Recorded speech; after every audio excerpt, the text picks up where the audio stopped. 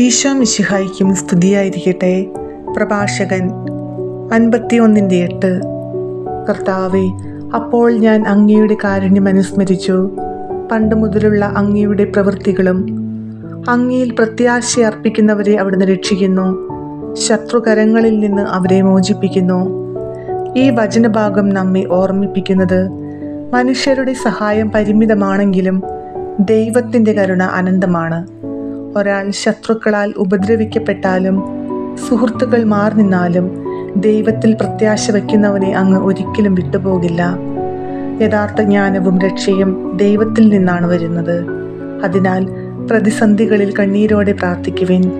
അങ്ങല്ലോ പ്രത്യാശയുള്ളവരുടെ രക്ഷകനെന്ന് ഉറപ്പോടെ വിളിച്ചു പറയാം. നന്ദിയോടെ ജീവിക്കുന്നവൻ്റെ ജീവിതം ദൈവം ഉയർത്തുകയും ജ്ഞാനം അന്വേഷിക്കുന്നവനെ തൻ്റെ പ്രകാശത്താൽ നിറയ്ക്കുകയും ചെയ്യും. കരുണാനിധിയായ ദൈവമേ, അങ്ങാണ് ഞങ്ങളുടെ പ്രത്യാശയും രക്ഷയും. ഞങ്ങളെ എന്നും അങ്ങേ ജ്ഞാനത്തിലും കരുണയിലും നിലനിർത്തേണമേ. ആമേൻ.